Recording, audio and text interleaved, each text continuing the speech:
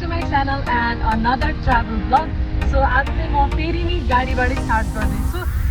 We are going to 3 or 4 different places आज चाहिँ.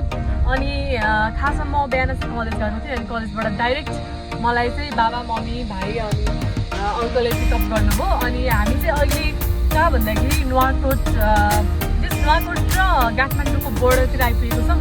हामी चाहिँ यो चाहिँ ठ्याक्कै अहिले गुर्जे भन्ज्याङमा छौँ होइन. अघि चाहिँ हामी कुनबाट आयौँ भन्दाखेरि चक्रपथबाट हात्तीगौडाबाट टोखाबाट हुँदै चाहिँ टोखाको रोडबाट चाहिँ हामी अहिले गुर्जे भन्ज्याङ आइपुगेको छौँ. अनि हामी कुन ठाउँ जाँदैछौँ भनेर चाहिँ भनिदिनुहोस्. हामी एउटा लखनचुली वाटरफल अनि लप्से वाटरफल र अनि छरे झरना नोन एज लौके तीनटा वाटरफल र एउटा चाहिँ दुप्सेश्वर यो साउन महिनाको पवित्र धार्मिक स्थल यो मन्दिरको चाहिँ हामीले आज भ्रमण गर्छौँ. प्लस ब्लग त्यो हो. तर हाम्रो 4वटा ठाउँ छ होइन प्लान चाहिँ. अहिले बजिरहेको छ अराउन्ड 12. सो हामीले कति कभर गर्न सक्छौँ हामी तपाईँहरूलाई सबै देखाउँछौँ and will keep you updated. So त्यही हो गाइज. सो हाम्रो प्लानबाट चाहिँ लखनचुली वाटरफल र लप्से वाटरफल चाहिँ हामीले प्लानबाट हटायौँ. किन भन्दाखेरि त्यहाँ जाने बाटो चाहिँ एकदमै खराब थियो, त्यही भएर त्यहाँबाट जानु मिलेन. सो हामी चाहिँ यहाँबाट अब हामी लौके झरनातर्फ जाँदैछौँ. लौके झरनाको निकनेम चाहिँ लौके झरना हो भने यसको ओरिजिनल नाम चाहिँ छहरे झरना रहेछ. नुवाकोट जिल्लामा रहेको यो झरनामा जानको लागि तपाईँहरू पहिला टोखा रोडबाट गुर्जे भन्ज्याङ आउनुपर्ने हुन्छ. गुर्जे भन्ज्याङ आइसकेपछि चाहिँ तपाईँहरू छहरे जाने बाटोतर्फ लाग्नुपर्ने हुन्छ र छहरे जाने बाटोतर्फ लाग्दै करिब 20-30 मिनटमा चाहिँ तपाईँहरूले आफ्नो लेफ्ट साइडपट्टि एउटा बोर्ड देख्नुहुन्छ झरनाको. त्यहाँबाट चाहिँ तपाईँहरू माथितिर लाग्नुपर्ने हुन्छ. सरी छरे झरना जाने बाटो 3 किलोमिटर अगाडि. लौके निकनेम हो, रियल नेम चाहिँ छरे झरना. ठिक छ दिउस. यस्तो बाटोमा यस्तो साइडमा यो ढुङ्गाहरू त जाप पनि छ है. यस्तो बाटो अहिलेसम्म चाहिँ ठिकै छ. यो गाडी जो चल्ने खालकै रहेछ होइन. आराम गरेको नि के हुनु. गोठालो खसीहरू यहीँ छन्. यस अब अफरोड हल्का छ. यो चाहिँ गैरी गाउँ भन्दो रहेछ के अरे छहरे झरना 1.8 किलोमिटर भनेपछि अब त हिँड्न नि बाल हुँदैन. जम्मा 1800 मिटर. पानी नपर्दा चाहिँ यो बाटो ठिक रहेछ है. 1800 मिटर लु ओके.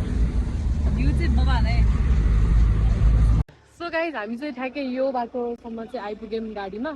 अनि अब यहाँबाट चाहिँ हिँड्नुपर्ने रहेछ 1.2 किलोमिटर. बाइकहरू पनि छ यहीँ झर्नाकै लागि होला सायद, मोस्ट प्रोबेबली. यस्तो बबाल भ्यू देखिरहेछ है. Beautiful view. सो हामी चाहिँ अब हिँड्न थाल्यौँ यताबाट. यहाँ यो संस्था सहकारी पनि रहेछ. सो सबैजना हिँड्दै हुनुहुन्छ. म पनि ready to see the waterfall. Oh my god फेरि यता बाटो त कस्तो रहेछ नि. यहाँ खाल्दै रहेछ त कसरी भएछ यस्तो. त्यही है यस्तो खाल्टो रहेछ. त्यही भएर माथि पार्क गराएछ सबजनाले. ऊ त्यो खस्या रहेछ त्यो के भन्छ नि साइडमा राखेको त्यो वाल खसेछ.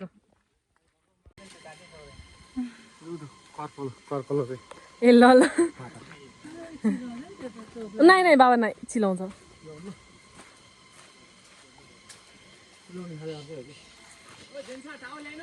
छैन गाइज. यो चाहिँ मेरो एकदम नेचुरल वाला छाता. देख्नु है त मेरो नेचुरल छाता यस्तो. मम्मी मैले छाता भने चाहिँ साँच्चीकै छाता हुने रहेछ त. वा रमाइलो छ. हामी गोड्छौँ त नि.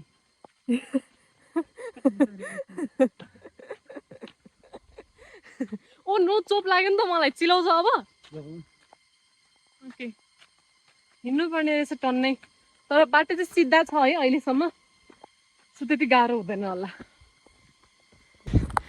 I can see the waterfall.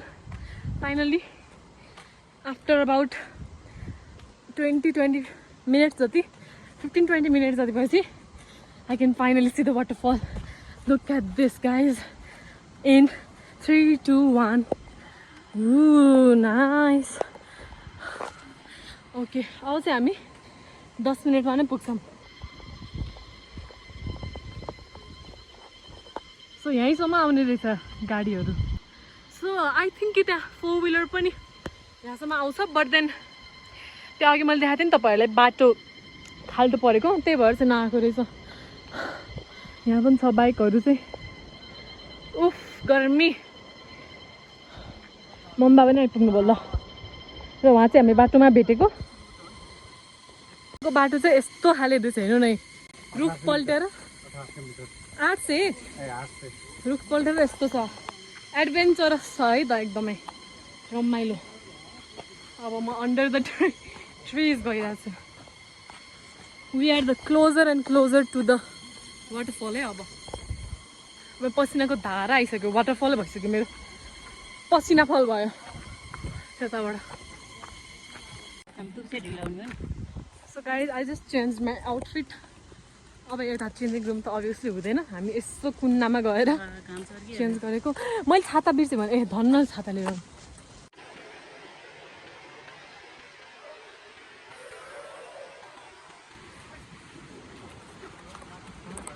अब यताबाट तल गाह्रो रहेछ. मेरो हालत पत्ली भइरहेछ. त्यही होइन, हामी आधा बाटोसम्म गाडीबाट आएको भए चाहिँ त्यति गाह्रो हुँदैन थियो. अब फर्किँदा चाहिँ कसरी फर्किने त नि यत्रो है यस्तो छ. गाइज अब म तपाईँहरूलाई झर्नाको भ्यू देखाउँछु है त. 1, 2, 3. ओ वाउ.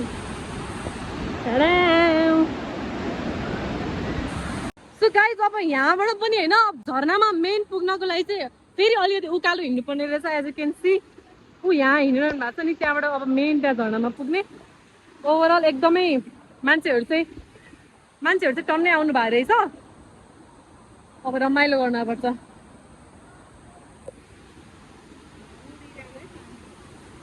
भने पुल पनि रहेछ गाइज. त्यहाँ भएको चाहिँ बेबी पुल क्या. कस्तो रमाइलो बच्चाहरूलाई. गाइज अबको बाटो चाहिँ यस्तो छ है. एकदमै गाह्रो रहेछ यो चाहिँ. पानी नै पानी. अब सिस्टोले पोल छ भन्ने नि छ्याउ. वाउ त्यो होइन, झर्नाको पानी आइरहेछ कि त्यहाँ. हेर्नु नै. Look at that. Such a beautiful place यार.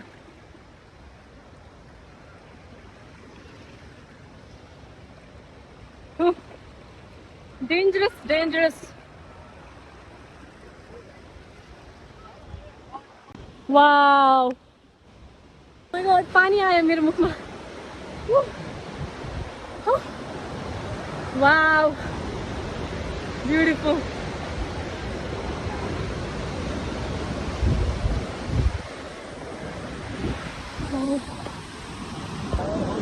So guys, हामी आइपुग्यौँ झर्नामा. यस्तो चाहिँ गर्नु न.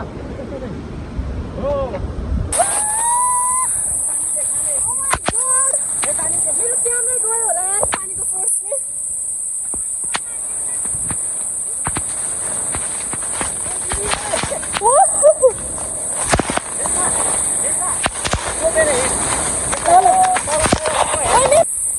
गाइस म त पुरै भिड्छ क्या होइन. यताको फोर्सबाट पानीले हुन्छ नि सब लगिदिन्छ क्या.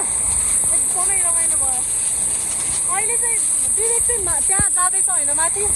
अनि अब मम्मीहरू चाहिँ तल जानुभयो. Oh my god यार एकदमै रमाइलो.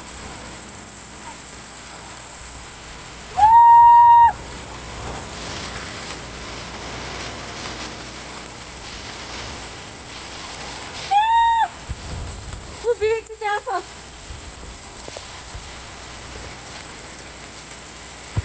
विवेक त्यहाँ छ है त्यहाँ.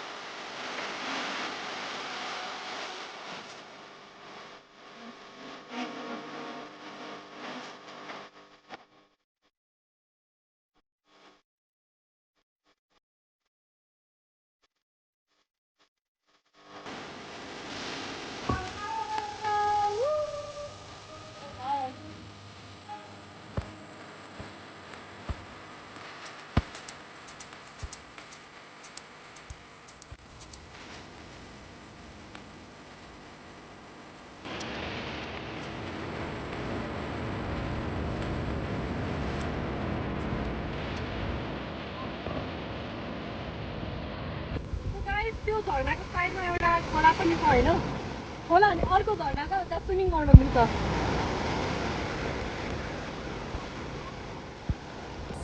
यहाँ चाहिँ स्विमिङ गर्न मिल्छ सो गाइज अब चाहिँ हामी यहाँबाट निस्किन लागिरहेको छौँ अब फेरि हिँड्न नि पर्छ नि त त्यही भएर अब यो ठाउँलाई बाई बाई अब चाहिँ हामी फेरि हिँड्न थाल्छौँ यहाँबाट गएर गाडीसम्म सो त्यही नै हो एकदमै रमाइलो भयो एकदम रमाइलो ठाउँ छ होइन तपाईँहरू आउन सक्नुहुन्छ एकदमै रमाइलो अनि अलिअलि मान्छेहरू पनि हुनुहुन्छ एकदम बेस्ट सो अहिले चाहिँ हामी फर्किँदैछौँ अनि म चाहिँ सबभन्दा अगाडि छु मेरो त आँखै कस्तो पोल्यो क्या त्यहाँको पानीले तर एकदमै ब्राइट डे भएन अहिले घाम लागेको छैन त्यति चर्केको छैन अनि लुक एट द भ्यू खै त मम्मी गाइज मेरो खुट्टामा जुगा लागेर रहेछ मलाई थाहा पनि थिएन रगतै रगत आई थट यहाँ जुगा छैन तर जुगा रहेछ तर दुखेन त्यही भएर मैले थाहा नै पाइनँ ठुलोले टोक्दा दुख्दैन होला कन्ट्रिब्युसन टु द के अरे शिवपुरी गाउँपालिका रोडको यही भत्केको बाटोले गर्दा हाम्रो गाडी जान पाएन टु व्हिलर चाहिँ जान्छ अब गाडीलाई चाहिँ यता त्यो बाटो भत्का भएर नमिलेर हामी धेरै हिँड्नु पर्यो बट वी आर अलमोस्ट हामी ठ्याक्कै बोल्नै सकेको छैन भयो एकछिनमा भन्छु गाइज हामी चाहिँ झर्नाबाट बिएक बोल्यो दिदी बोलायो होइन के रहेछ भने भन्न गाइज हामी चाहिँ झर्नाबाट फर्क्यौँ होइन अनि त्यसपछि अब झर्नापछि चाहिँ हामी दुधेश्वर जान लाग्दैछौँ अनि एकैछिन रोकेको आँप खानको लागि त्यहाँ आँप छ एकदम रमाइलो भयो होइन झर्ना चाहिँ यहाँ एकदम तपाईँहरूलाई नि आउनु मन छ भने चाहिँ you guys can com I would probably suggest two wheeler किनभने त्यहाँनिर एज यु स अर्लियर बाटो त्यस्तो थियो त्यही नै हो अब हामी आँप खान्छौँ अनि हामी दुप्लेश्वर जान्छौँ मेबी म त्यो भ्लग चाहिँ पार्ट 2 मा हाल्छु होला किन हाँसिरहनु भयो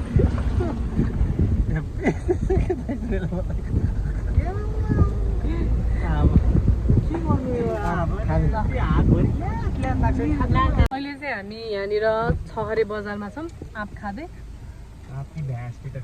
पानी पनि लिनु थियो त्यही भएर एउटा सानो ब्रेक